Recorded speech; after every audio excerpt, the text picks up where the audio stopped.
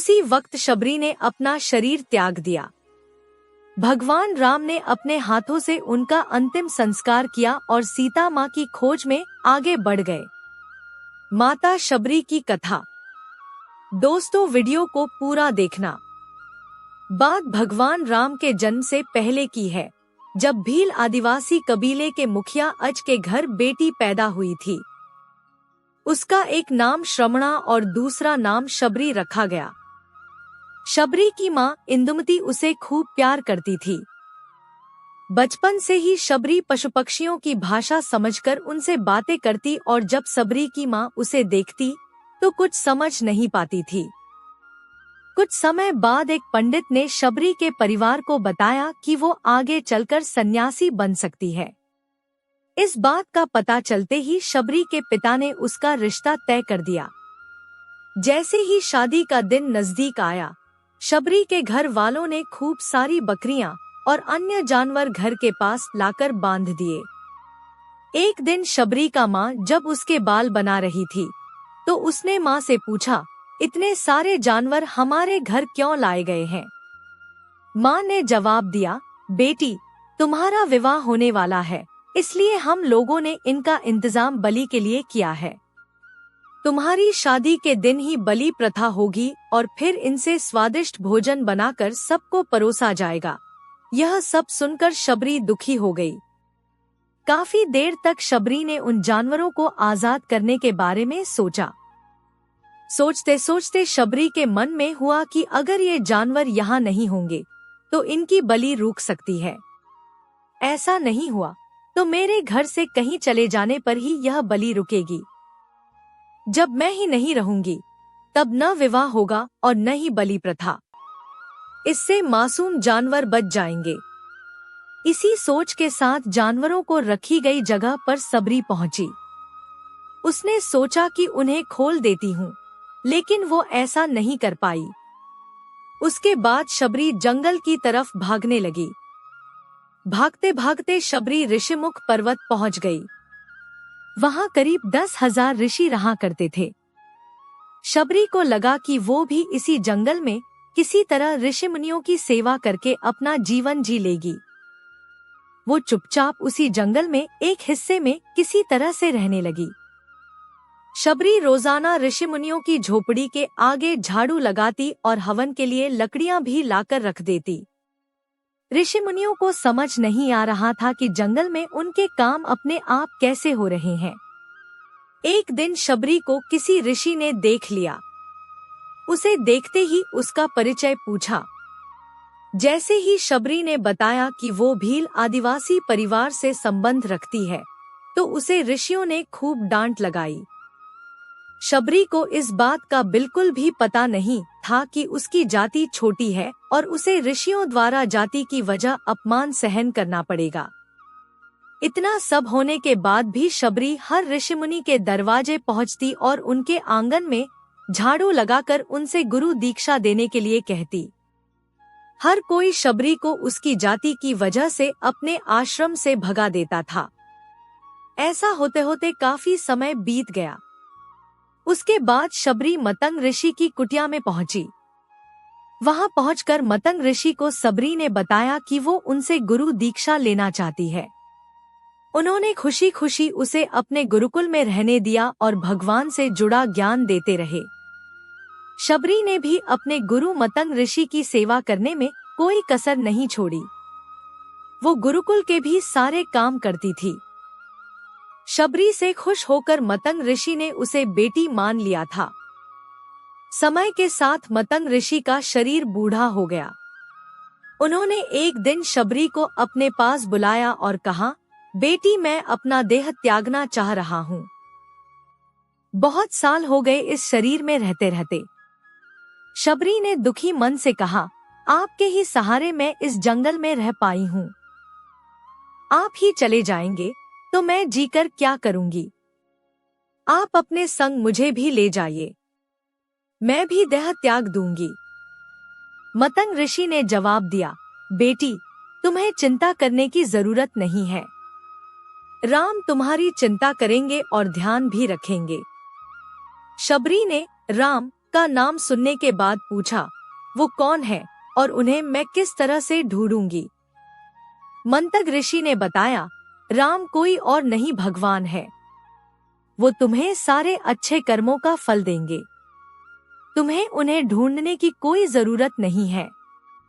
वो एक दिन खुद तुम्हें खोजते हुए इस कुटिया में आएंगे और तुम्हें उनके हाथों ही मोक्ष मिलेगा। तब तक तुम इसी आश्रम में रहो। इतना कहते ही मंतग ऋषि ने अपना शरीर त्याग दिया। शबरी के मन में मंतग ऋषि के जाने के बाद से एक ही बात थी कि भगवान राम स्वयं उससे मिलने आएंगे। वो रोज भगवान राम से मिलने के लिए बाग से अच्छे अच्छे फूल लाकर पूरा आश्रम सजाती और भगवान के लिए बेर तोड़ कर लाती। भगवान के लिए बेर चुनते हुए शबरी उन्हें चख लेती थी, ताकि भगवान वो सिर्फ मीठे बेर ही दे। रोजाना शबरी इसी तरह भगवान के दर्शन की आस में फूल और बेर इकट्ठा करती रहती थी। इसी तरह इंतजार में कई साल बीत गए। शबरी का शरीर एकदम वृद्ध हो गया। एक दिन आश्रम के पास के ही तालाब में शबरी पानी लेने के लिए गई। तभी पास के ही एक ऋषि ने उसे अछूत कहते हुए वहां से भागने के लिए कहा और एक पत्थर मार दिया। वो पत्थर जब शबरी को लगा तो उसे चोट लगी और खून बहने लगा। बहते हुए खून की एक बूंद उसी तालाब के पानी में गिर गई। तभी पूरा तालाब का पानी खून में बदल गया। ये सब होता देखकर ऋषि ने शबरी को ही डांटा और कहा कि पापीन, तुम्हारी वजह से पूरा पानी खराब हो गया। रोज ऋषि उस पानी को साफ करने के लिए अपनी कई तरह की विद्याओं का इस्तेमाल करते। कई सारे जतन करने के बाद भी कुछ नहीं हुआ। फिर उन्होंने गंगा जैसी कई पवित्र नदियों का जल भी उस तालाब में डाला। फिर भी तालाब का पानी साफ नहीं हो पाया और वो खून जैसा ही रहा। कई सालों तक तालाब के पानी को साफ करने की कोशिश के बाद भी कुछ काम नहीं आया, तो ऋषि ने थककर सब कुछ छोड़ दिया। इस घटना के कई सालों के बाद भगवान राम अपनी पत्नी सीता के हरण के बाद उन्हें ढूंढते हुए उसी तालाब के पास पहुँचे। ऋषि मुनियों ने उन्हें पहचान लिया। भगवान को वहां देखकर ऋषियों ने तालाब का पानी साफ करने के लिए भगवान को अपने पैर उसमें डालने के लिए कहा, लेकिन पानी जैसे का तैसा ही था। ऋषि मुनियों ने भगवान से भी कई अन्य जतन करवाए, लेकिन वो पानी जस का तस खून जैसा ही रहा। तब भगवान ने ऋषियों से पानी के रक्त में बदलने की कहानी पूछी। तब ऋषि ने शबरी को पत्थर मारने वाली सारी बात बता दी।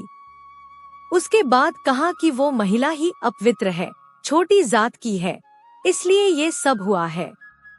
उसी वक्त भगवान राम ने कहा, ये सब आप लोगों के खराब वचनों से हुआ है। शबरी को इस तरह के शब्द बोलकर आप लोगों ने उसे नहीं, बल्कि मेरे दिल को घायल किया है। इसी घायल दिल के रक्त का प्रतीक यह तालाब का लाल पानी है। आगे भगवान राम बोले, कहाँ है वो माई, मैं उनसे मिलना चाहता हूँ। तब तक शबरी उसी तालाब के पास पहुँच जाती है। इस दौरान शबरी के पैर को ठोकर लगती है और कुछ घूल उस तालाब में गिर जाती है। तभी सारा पानी साफ हो जाता है। भगवान सबसे कहते हैं कि देखिए, आप लोगों ने क्या कुछ नहीं किया, लेकिन पानी साफ नहीं हो पाया। अभी सिर्फ इनके पैर की थोड़ी सी धूल ने ही तालाब का पानी साफ कर दिया। भगवान राम को शबरी पहचान चुकी थी। उन्हें प्रणाम करके शबरी ने कहा, भगवान, आप मेरे साथ कुटिया में चलिए। भगवान भी खुशी खुशी शबरी के साथ चल पड़े। फूलों से शबरी ने भगवान राम का स्वागत किया। वो सीधे बेर तोड़ने के लिए बाग गईं और चकचक कर उनके लिए बेर लेकर आई। उन्होंने बड़े ही प्यार से भगवान राम और उनके भाई लक्ष्मण को बेर दिए। भगवान राम ने भी उतने ही प्यार से उन बेर को खाना शुरू किया। तभी बेर देखकर मुंह बनाते हुए लक्ष्मण ने कहा, भैया ये बेर जूठे हैं, इन्हें आप कैसे खा सकते हैं? भगवान ने जवाब दिया, लक्ष्मण, ये जूठे नहीं बल्कि बहुत मीठे हैं। शबरी माई हम सबके लिए ये बहुत प्यार से तोड़ कर लाई हैं। इतना कहकर भगवान राम प्यार से उन बेर को खाने लगे। भगवान ने जाते हुए शबरी माई से कहा, आप मुझसे जो चाहे वो मांग सकती हैं। शबरी ने उन्हें कहा, मतंग ऋषि के कहने पर मैं आज तक सिर्फ आपके दर्शन करने के लिए जी रही थी। अब आप मुझे मोक्ष प्रदान कीजिए। मैं अपना शरीर आपके सामने ही त्यागूंगी। उसी वक्त शबरी ने अपना शरीर त्याग दिया। भगवान राम ने अपने हाथों से उनका अंतिम संस्कार किया और सीता माँ की खोज में आगे बढ़ गए। इस तरह से ऋषि मतंग की बात सच साबित हुई और शबरी को भगवान राम के दर्शन भी हुए।